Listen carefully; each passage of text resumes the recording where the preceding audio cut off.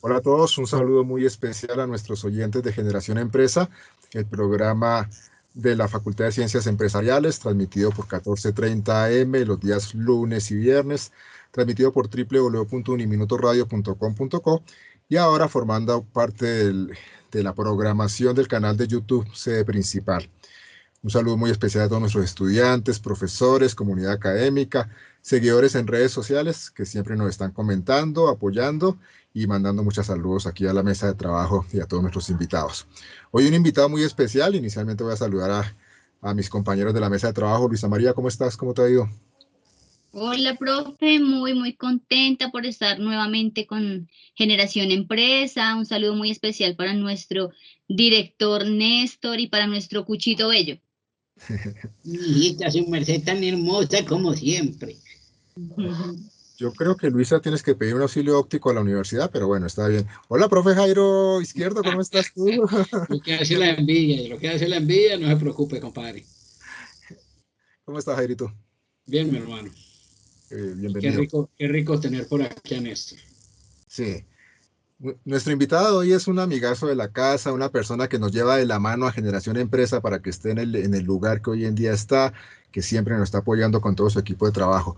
Néstor Adolfo Ballesteros Puerto, el director de Uniminuto Radio 14:30 AM. Néstor, bienvenido. Profe César, profe Jairo y Luisa María, qué gusto saludarlos y qué extraño se siente estar de este otro lado, del lado de los entrevistados. Pero es buena. En la vida hay que estar en todas las posiciones, dicen por ahí, entonces es positivo. No, Mi pues, querido, y gracias por invitarme también. gracias por aceptar la invitación. Mi profe Néstor es comunicador social de la Universidad Javeriana, es especialista en organización, responsabilidad social y desarrollo de la Universidad de los Andes, está cursando su maestría en estudios interdisciplinarios de desarrollo, es presidente de la Red de Radio Universitaria de Colombia, director de Uniminuto Radio 14:30 AM, y en fin, si siguiera leyendo su hoja de vida, creo que se nos va el programa. Pero qué chévere tener a un amigo de Generación Empresa acá en esta reunión que tenemos hoy. Profe Néstor, la radio, su medio, su carrera, ¿qué es la radio? La radio es una pasión. La radio realmente es un fenómeno cultural, dicen los que saben. O la radio también es un medio de comunicación. Pero la radio es pasión y la radio es quizá lo que nos tiene acá unidos, lo que nos reúne también, ¿no? Y lo que de alguna forma llamó la atención de este servidor hace, más de 30 años. Yo digo que hago radio desde los 7 años, Ok. porque de alguna forma uno entró como a proyectos de radio escolar, radio infantil y todo este tipo de cosas, pero es lo que de alguna forma como que ha condicionado o ha orientado algunas de las decisiones de lo que hago hoy en día. Yo creo que la radio, en este caso, yo podría decir que también es un estilo de vida. Ujú. Cuando preparaba esta emisión, mi querido profe Néstor, miraba algo de la historia de la radio, de cuando nació por allá en 1896 con el señor Marconi, y de toda como ese proceso de evolución hasta llegar, digamos, a 1993, cuando se crea la primera emisora digital en el mundo. Y leía temas que tú debes conocer muy bien y que son apasionantes, que afirman que en el 85-87% de todas las casas en el mundo hay un radiotransistor. Hay 800 millones de personas en el mundo que no tienen un computador, pero un radio, por lo general lo hay inclusive en los estratos más bajos, podríamos llamarlo así. ¿Cómo es el tema ahí? Y a eso súmele los radios de los carros y los radios que están en los buses cuando vamos en el bus, y a eso súmele los radios que amplifican en algunos municipios.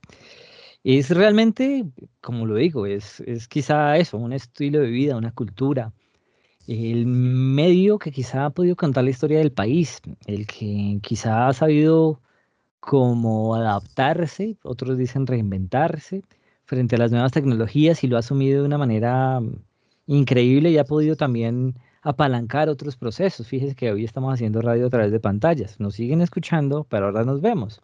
Entonces, de alguna forma, sí, la radio, además de todo eso que usted dice, profe César, yo le agregaría eso. Es un fenómeno cultural, es ese fenómeno que también nos ha permitido cantar los goles de la selección, el que nos ha llevado a los mundiales, el que nos ha mostrado las carreteras del país, las vueltas a Colombia, y también es el medio de comunicación que nos pone a bailar en diciembre con toda esta música decembrina que ya empezamos a escuchar. Entonces, la radio está en el ADN y en la cultura de los colombianos. Hablaría de los colombianos, pero realmente creo que también es un fenómeno mundial. Si los que se han dedicado a estudiar esto también lo han descubierto y nosotros lo hemos platanizado, pero otros también han hecho una apropiación cultural de la radio con sus procesos, con sus vivencias, con su propia historia y también con con esa colombianidad que nos da la radio. Colombia la ha sabido aprovechar muy bien, ¿no? También hemos contado cosas que no quisiéramos volver a contar ni a repetir, pero la radio está ahí, es presente y es compañía. Inés, tú nos hablas de toda esa grata experiencia que has tenido de hacer radio. Cuéntanos un poquito cómo es hacer radio en Uniminuto. Hacer radio en Uniminuto es una cosa increíble, es algo. Les cuento, cuando arrancamos a hacer radio en Uniminuto, yo llego en el año 2012. Y ya existía una emisora, se llamaba Uniminuto Radio, y era Uniminuto Radio. No, esperen, la dirección era uniminuto.edu/radio, ¿sí? Y era un proyecto que ya venía construyendo una serie de contenidos sonoros producidos en muchas clases. Entonces era el programa hecho en la clase de periodismo o radio popular, y era un proyecto que respondía a esas necesidades de una facultad que cumplía sus 15 primeros años de existencia. Entonces, se transmitía el Festival de la Imagen, que es uno de los momentos top de la facultad, donde se muestran las producciones hechas por los estudiantes. Los estudiantes que estaban a cargo de la emisora y de dos personas maravillosas que me antecedieron, Derly Narváez y Jesús Gómez, pues tenían como esa inquietud, ¿no?, de contar la vida universitaria desde la radio. Entonces, digamos que ya había un proceso labrado, un proceso que daba sus primeros frutos y que quizá estaba listo como para asumir un nuevo reto y una nueva lógica, que era empezar a trabajar sobre una radiofrecuencia. Entonces, hicimos parte también de ese proceso, el proceso de hacer crecer la emisora, o sea, que no solamente fuera un pequeño espacio en la Facultad de Comunicación, sino que realmente se convirtiera en un proceso un poco más, con otra dimensión, ¿no? Entonces, respondiendo a la pregunta de Luisa María, hacer radio en Uniminuto en ese momento era un experimento muy interesante porque había mucho por hacer. Entonces, podíamos darnos como ese lujo de proponer esa radio que queríamos contar desde Uniminuto, esa radio que quería contar lo que pasaba en la academia, una radio desde la universidad, pero también un poco como la otra mirada que le dimos fue una radio que surgiera desde la universidad, pero que de alguna forma se convirtiera en esa aula más grande de la universidad, que rompiera esos muros y quisiera llegar a toda la ciudad. Poco ambicioso, pero poco a poco lo estamos logrando y ha tenido un crecimiento bien interesante. Pues obviamente por la enorme participación de las facultades, de los profesores, de los estudiantes, de gente maravillosa, gente increíblemente pila, inteligente, que trae ideas muy novedosas y que nos permite hacer esa radio que quizá nunca nos propusimos, sino que es como ese resultado de una comunidad académica que es muy inquieta y que está siempre trabajando en función de hacer más grande el ejercicio de enseñanza-aprendizaje, o que te quiere contar la ciudad, o que de alguna forma tiene quizá una oferta cultural, una oferta académica que mostrar y que promover, ¿no? Entonces la emisora ha corrido como con esa suerte, ¿no?, de ser muy ecléctica, tener muchas miradas, de tener un equipo de trabajo que se compromete, que le gusta mucho lo que hace y que encuentra cada uno de los realizadores en esta emisora pues un espacio para proponer. Yo creo que eso también nos ha hecho grandes, ¿no? Néstor, escuchándote, bueno, llegan a la mente muchos recuerdos. Me encanta también la radio, pienso como tú que es una pasión. Mi primer acercamiento a la radio fue en el año 85, cuando se empezó el montaje de la emisora Minuto de Dios, que hasta el año 86, como en agosto tal vez, sale ya la aprobación por parte del ministerio. Y bueno, ahí trabajé en radio aquí, en Barranquilla, en Villavicencio, con la conferencia episcopal, con la radio comunitaria desde las parroquias, la red de emisoras católicas, bueno, en fin. Pero yo creo que en ese proceso, en ese ejercicio, en ese desarrollo, como tú lo planteas, cuando ya empieza a solidificarse el ejercicio de la radio como tal, empieza también a presentarse la radio en otros espacios donde empieza a obtener reconocimiento, donde empieza a ser postulado, o donde se presentan para eventos, acciones. ¿Cómo ha sido ese ejercicio, Néstor?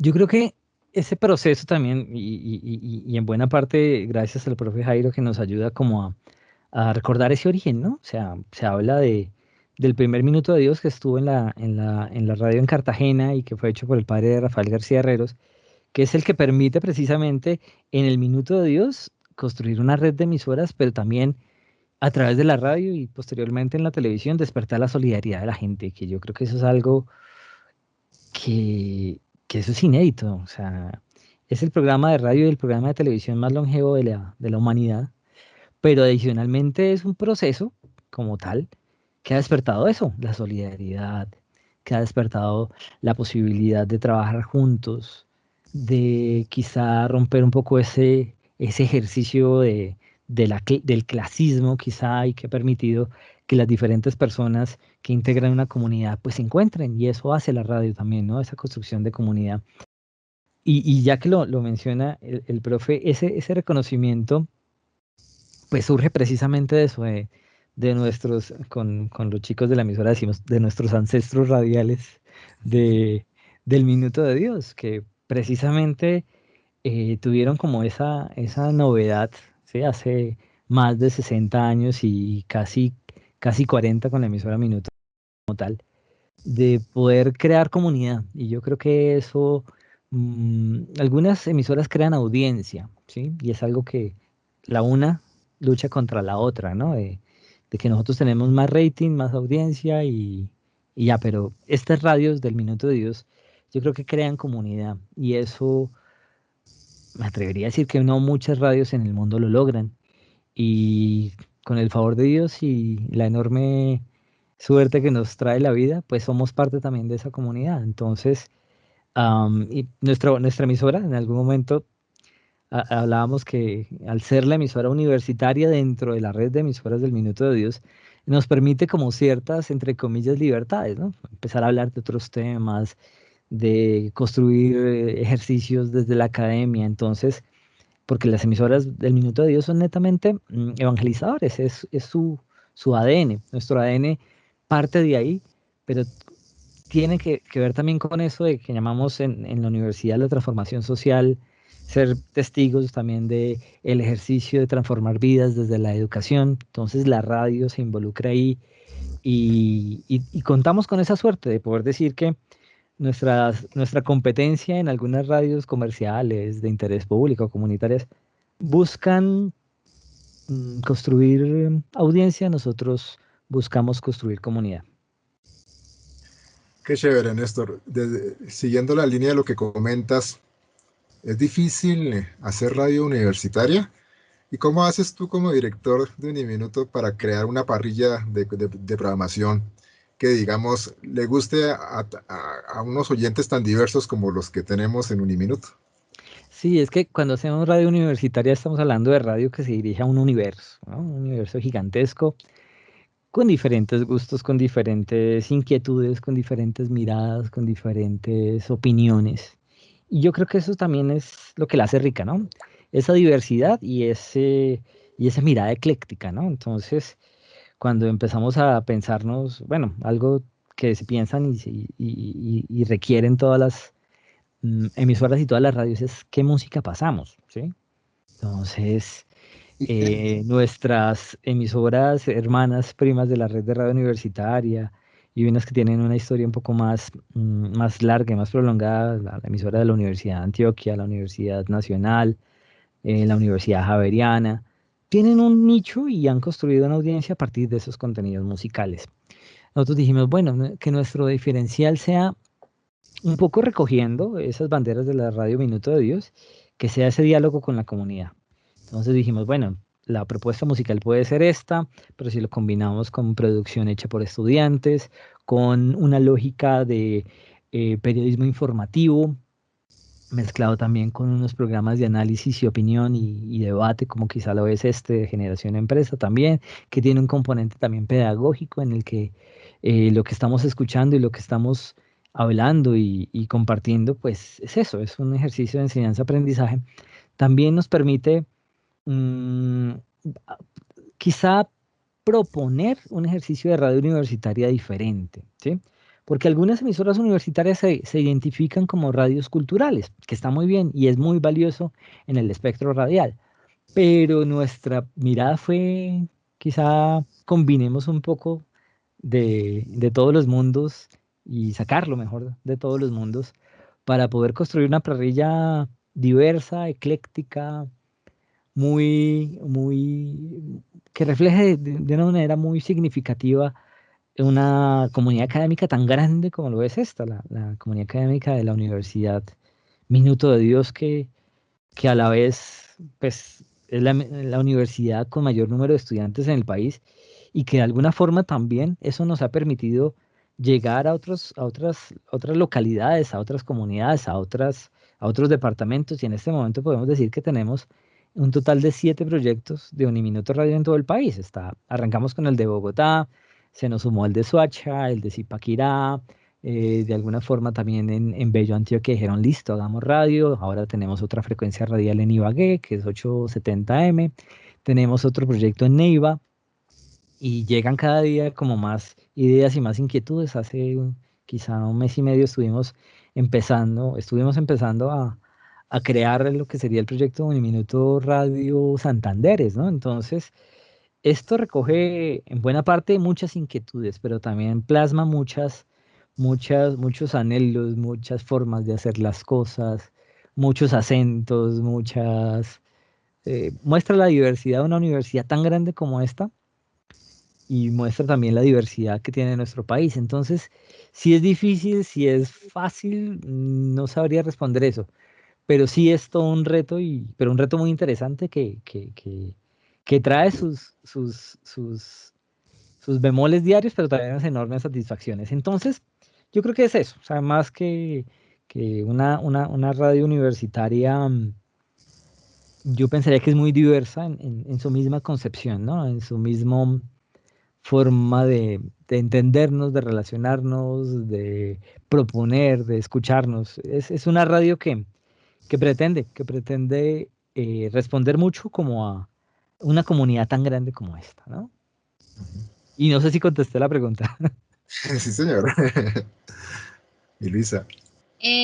Nes, a mí me surgen 3 dudas específicas que es un poquito como más hacia la anécdota. Yo quisiera que nos contaras, la primera, un personaje que te haya marcado o que lo hayas entrevistado y que haya sido algo muy importante para tu vida. Segundo, una noticia que recuerdes cuando la diste y una noticia mala que también te haya marcado un poco. No necesariamente cuando estuve aquí en Uniminuto, ¿no? Digamos que, bueno, yo llevo aquí 8 años, pero haciendo radio bueno, yo digo que casi 30, pero de manera un poco más profesional, quizá unos 20. Entonces, bueno, si hablamos de esos personajes, yo creo que una vez que entrevisté a William Ospina, el escritor, es una persona que tiene el mundo en la cabeza. Es una persona que desde sus textos te puede hablar de medio ambiente, te puede hablar de la situación del país, te puede envolver con todas sus fascinantes historias literarias. Pero es una persona que tuvo el gusto yo no diría que entrevistar, de sostener un diálogo muy interesante, y ahí estuvimos como botando mucha corriente frente al planeta que nos tocó vivir y el planeta que tenemos el reto de transformar, ¿sí? Entonces, por ese lado, pues pensaría que puede ser él, puede ser William Ospina. Igual he entrevistado gente con la que pues jamás me imaginé entrevistar o dialogar, que fue un gusto, pero no siempre. Entonces, una de las personas gratamente que deja gratos recuerdos puede ser William Ospina. Obviamente él no se acordará, pero yo sí. Listo, eso es como el personaje, ¿no? La noticia que me gustó dar, bueno, pensemos, a uno se le vienen primero las cosas como malas a la cabeza, ¿no? Alguna vez me tocó, pues, hacer más que entrevista, me tocó como hacer un programa de análisis y opinión y tuvimos que ir a campo a hablar de un descubrimiento judicial que se había hecho en la época de Justicia y Paz. Yo trabajaba en radio, en el Ministerio de Cultura, pero haciendo una serie de programas de cultura y convivencia. Entonces teníamos que hacer unos programas bueno, de cómo hacer para convivir juntos y aguantarnos, soportarnos y no matarnos, no mentiras, era convivencia en la diferencia, así lo llamábamos. Y fuimos al Alto Ariari, en el departamento del Meta. Esta zona enormemente rica con unos terrenos que quizás sean la segunda despensa más grande de alimentos del país, pero con una situación absolutamente triste, ¿no? Entonces tuvimos que ir a una conmemoración de una masacre, la masacre de Caño en el Alto Ariari, y quizá como descubrir por qué pasaban estas cosas, ¿no? Yo me iniciaba como en mi carrera profesional y trataba de entender el conflicto armado colombiano y descubría que había gente que era capaz de cometer actos terriblemente atroces por el hecho de pensar diferente, ¿sí? Sí, y eso a uno no le cabe en la cabeza hasta que se sienta como a analizar y a comprender el conflicto armado colombiano, que quizá el trabajo es ese, ¿no? De todos los días tratar de comprender que esto no tiene por qué volver a suceder, ¿no? Y que desde la comunicación, desde la tolerancia, desde esa celebración de la diferencia, podemos hacer que tengamos un mundo más convivible, más respetuoso de las formas de pensar y pues de alguna forma llegamos aquí a Uniminuto Radio y nuestro interés fue ese, hacer una radio muy, muy participativa, una radio muy que tratara de tener esa empatía para que muchas de estas cosas no se volvieran a repetir, ¿no? Entonces, eso y diferentes también situaciones del conflicto colombiano que uno tuvo que vivir casi que de cerca. Entonces, alguna vez también estuve cerca de unas exhumaciones de cadáveres y este tipo de cosas terribles y horrendas, oprobiosas que vimos en nuestro conflicto y que quizá la idea es que no vuelvan a aparecer, ¿no? Que no vuelvan a estar ahí presentes. Y en ese mismo orden de ideas, un momento muy grato y muy feliz fue poder hablar de ese día que firmamos la paz como colombianos, ¿no?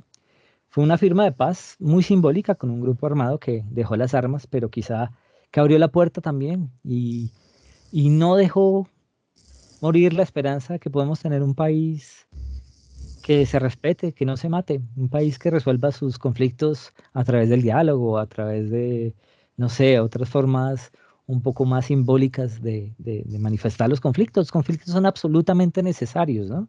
A partir de un conflicto es que podemos decir que Generación Empresa va de 5 de la tarde a 6 de la tarde, o puede que esté en 3 de la tarde. O sea, ese conflicto, esa diferencia de ideas, pues es la que nos lleva a un consenso, ¿no? O a los disensos, que es válido.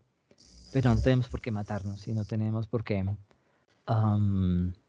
hacer una respuesta violenta a este tipo de cosas, ¿no? Entonces, una noticia o un acontecimiento muy, muy, muy, muy, muy, muy alegre fue ese, fue estar cerca de ese momento de la firma de la paz, que ahorita, pues bueno, decimos que es una paz que está en construcción, una paz que tenemos que cuidar y proteger, pero abre también ese camino de esperanza para que los colombianos podamos tener un país conviviente en medio de lo rico que es. Y yo creo que si lográramos superar eso, seríamos potencia mundial. No lo digo yo, lo dicen los economistas, los que saben, los que hablan de desarrollo, los que hablan de multilateralismo, en fin. Pero fue un momento muy, muy, muy significativo que tuve la suerte y la fortuna de anunciar por la radio.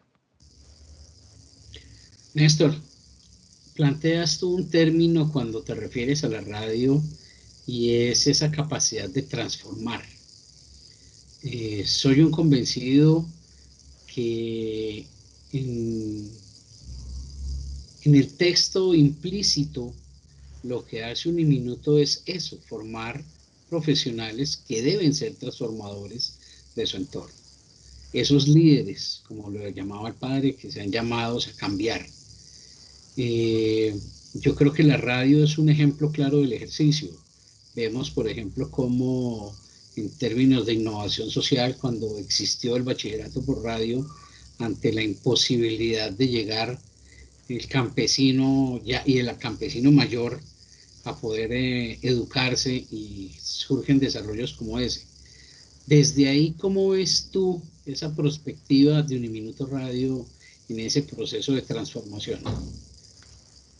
Sí, yo creo que nos toca ser creativos, primero, pero también nos toca ser recursivos y también nos toca echar mano de lo que hay, ¿no? Entonces, en esta pandemia tuvimos una suerte de hacer un ejercicio bien, bien bonito y bien interesante. El profe Jairo habla de ese bachillerato por radio. Pues les cuento que en el Centro Tutorial MeToo de Uniminuto hacemos universidad por radio. La pandemia pues nos mandó a todos a las casas, ¿no? Y en el caso de las comunidades indígenas los mandó a sus resguardos y a sus comunidades. Y todos casi que, casi que visitar el casco urbano de MeToo se volvió imposible.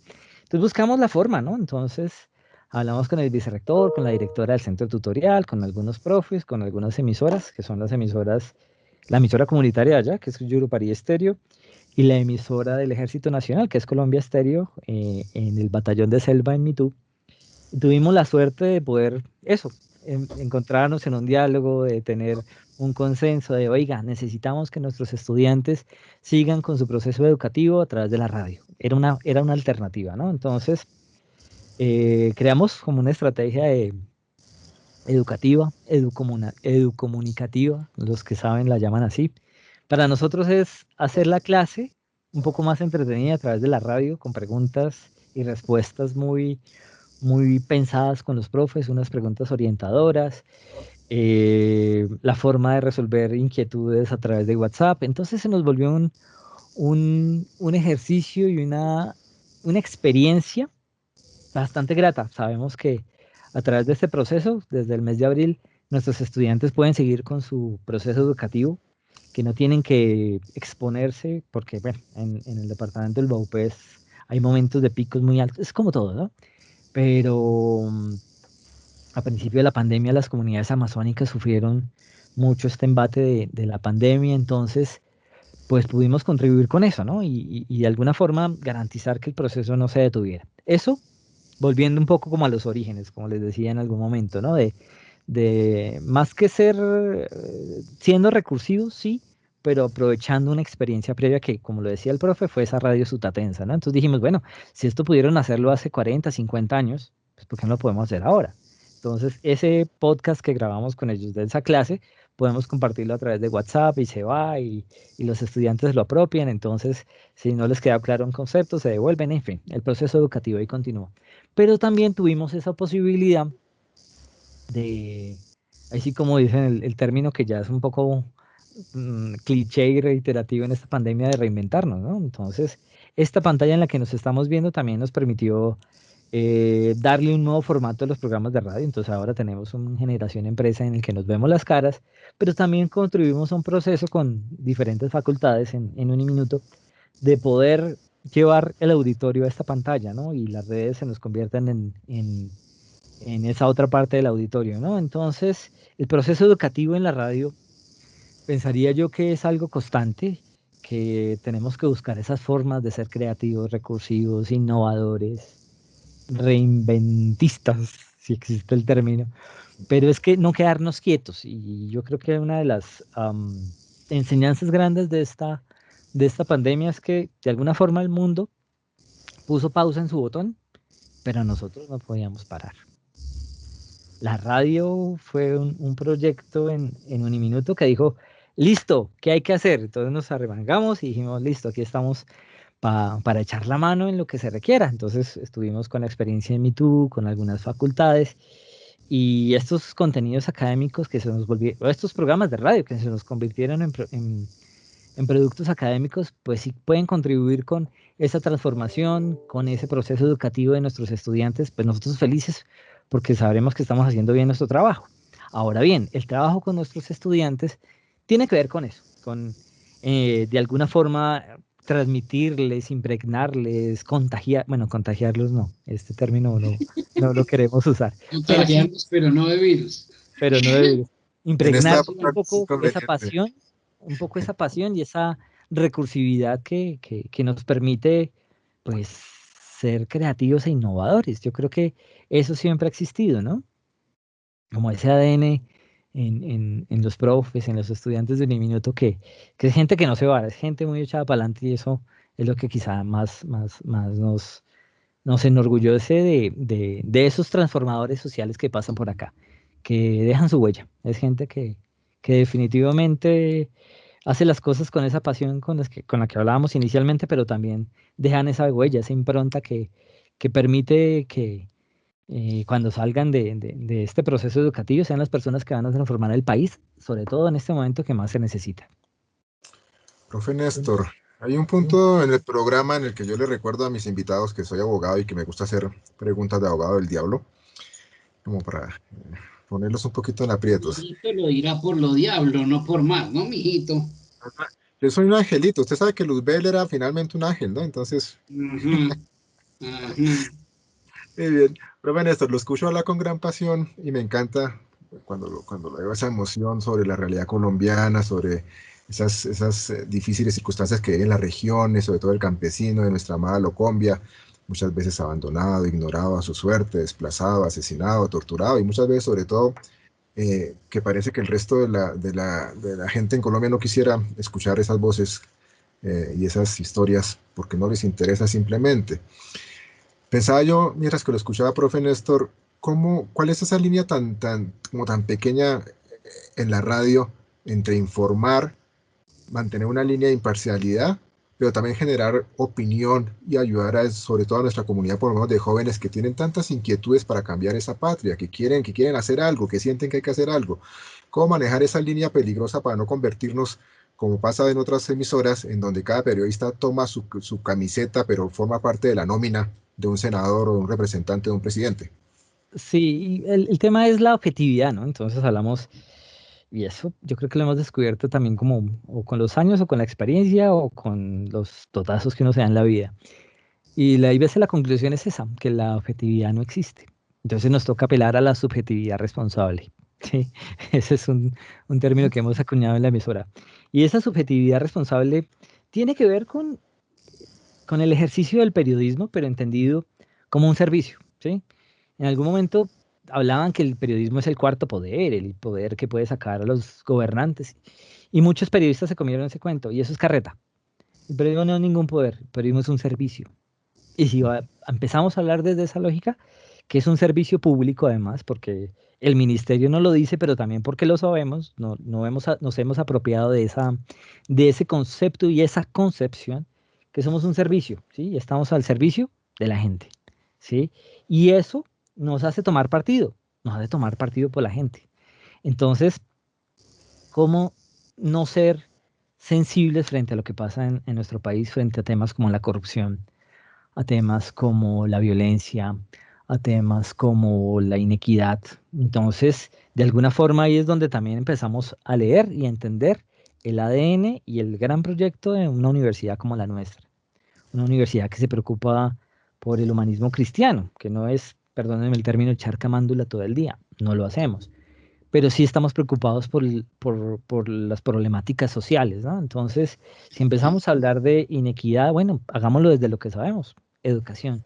¿Cómo tratamos de que esa brecha de la educación sea cada vez más, se cierre, ¿no? Que podamos garantizar eso, la educación de calidad al alcance de todos, que es el lema de Uniminuto, pero que no se queda en un lema, que se queda quizá como en lo que busca cada profesor, cada estudiante, cada colaborador de la universidad, en que eso se cumpla.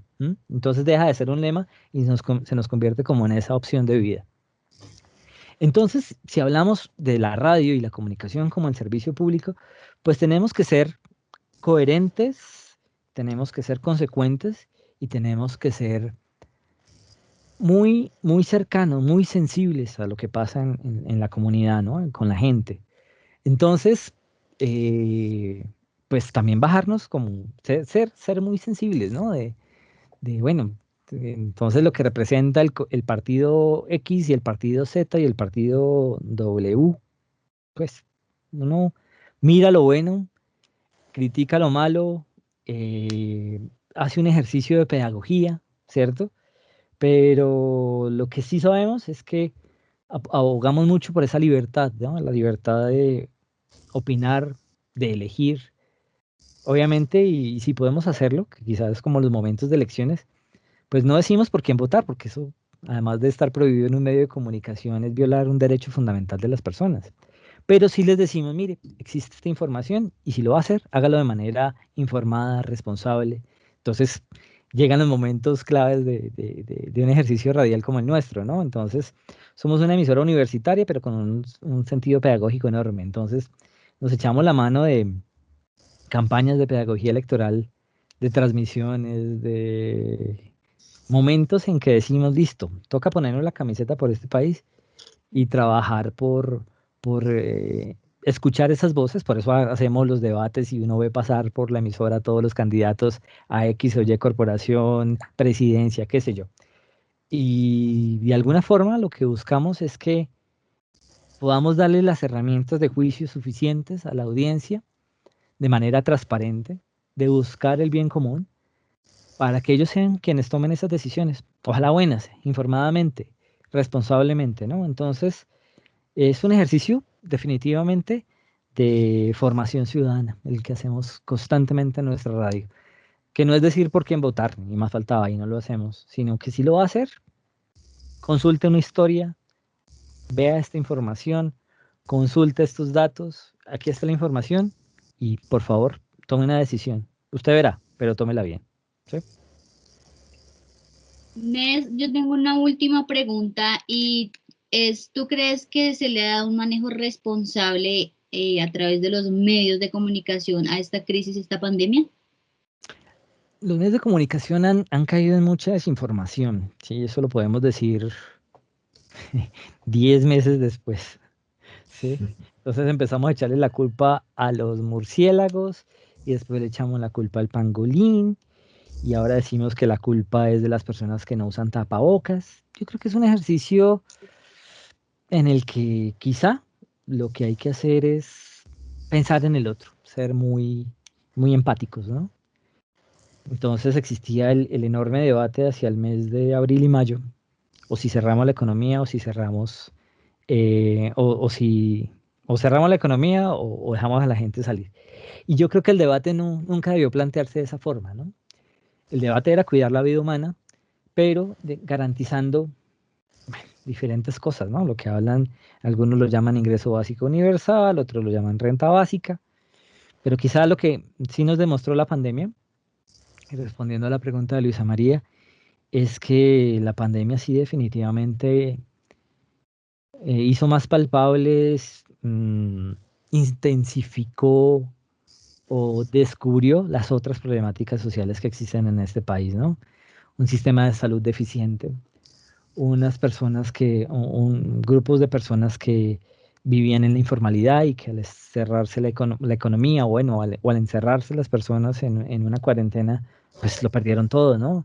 Entonces, bueno, un poco surge como ese gran debate y es lo que está en deuda por parte de los medios de comunicación y es cómo reactivamos todo esto, ¿no? Entonces, la apuesta que tenemos, tanto ustedes, queridos profes, los que estamos en la universidad, es desde la educación. Y también queremos hacerlo desde la radio, que el proceso educativo no se detenga, que esto continúe, que llegó el momento de seguir cuidándonos y mantener la vida, pero si lo vamos a hacer, busquemos esas formas de reactivar la economía, reactivar la esperanza también, porque es algo que a veces damos por sentado, ¿no? Entonces se acabó la pandemia, perdón, se acabó la cuarentena, ahora hablamos del aislamiento selectivo, unos lo llaman sálvese quien puede y no se trata de eso, se trata también de transmitir esperanza, de escuchar a la gente, de que el proceso educativo no se detenga, porque es que el planeta y la humanidad cada vez necesita más esa formación académica y esa formación que nos permitirá reactivarnos en todo sentido, ¿no? Entonces, si lo hicimos o no lo hicimos de manera responsable en los medios de comunicación, con muchos temas no. Y se va la pandemia y se va las cuarentenas y nos quedan otros problemas como el cambio climático, el calentamiento global, la crisis climática, muchos lo llaman. Entonces nos quedan otros temas como la economía bajo una lógica de un capitalismo que quizá demostró sus puntos frágiles. Pues un poco lo que tenemos que hacer ya como sociedad, como colombianos, como gente que trabaja desde la academia, entendiendo que no es un tema de quienes puedan acceder a ella, sino que ojalá sea casi que ese derecho universal a tener una buena formación, el que nos permita empezar a reactivar, a construir un mejor planeta y aprendiendo quizá también desde las grandes aprendizajes que nos deja la pandemia como humanidad y como medios de comunicación. Que si caímos en desinformaciones, pues también, bueno, entender, analizar y para eso mismo estamos desde los medios de comunicación un poco más reposados como nosotros que no nos afanamos por la chiva y por la noticia inmediata, sino también como por analizar, ¿no? Entonces, desde los medios de comunicación sí quedamos muy en deuda con la sociedad porque incurrimos en muchas desinformaciones. Yo no digo que noticias falsas, pero sí quizá está también eso, transmitir esperanza a la gente, escucharla, eh, buscar y proponer esas alternativas y esas otras formas de salir de esta pandemia y de esta crisis y transmitir eso, ¿no? Que de estas crisis llegan oportunidades. Hay que saberlas detectar y bueno, para eso también estamos los medios de comunicación. Tú planteas, Néstor, algo que me parece muy importante y es esa desconexión que se dio entre Estado y pueblo. Más de 12, 14 millones de personas que no aparecían en ninguna lista ni que tenían acceso a ningún manejo. Sumado a eso una cantidad de circunstancias o situaciones puntuales, la cantidad de pícaros desgraciados que se quedaban con los recursos cuando debían ir a otro lado. Bueno, manejos que no se debieron haber dado, situaciones que no se tienen que haber presentado. No sé, pensar que un Estado invierta o aporte unos dineros a una empresa para salvarla, obviamente por darle capacidad laboral a 17.000 personas, cuando con esos mismos recursos se le podía dar capacidad laboral a 150.000 empresas, a 150.000 personas en 50.000 empresas, lo cual nunca se dio. Afortunadamente lo primero se paró, lo segundo nunca se dio, pero sí creo que es un Estado que demostró la inoperancia y la situación social en la que estamos. ¿Crees tú, Néstor, que de pronto nos falta más voz de denuncia?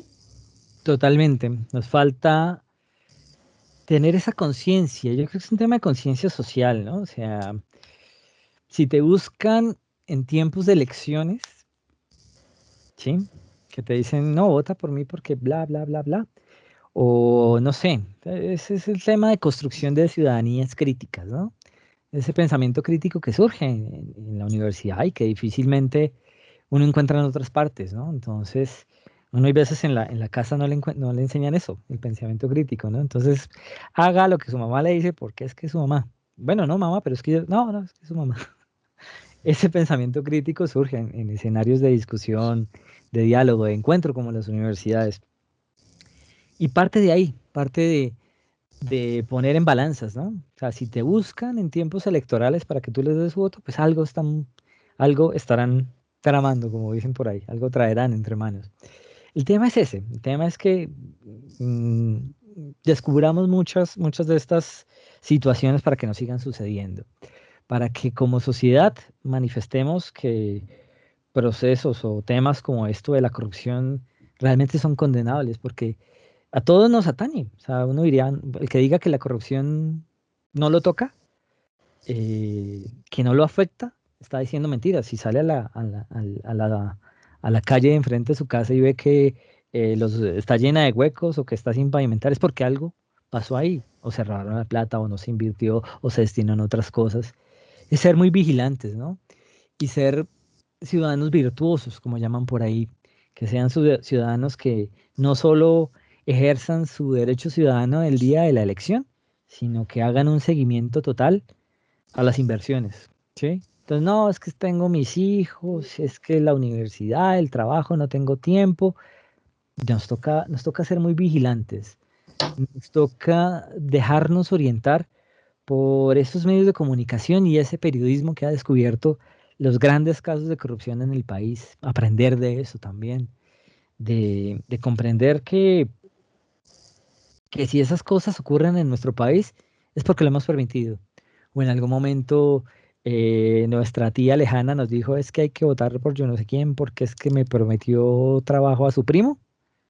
Pues que mi primo busque trabajo por sus méritos y no porque tenga amigos. Y que si es mi primo, pues primo, pues si quiere le ayudo a hacer una mejor hoja de vida, pero esos pequeños actos, ¿no? La misma, colarse en la fila.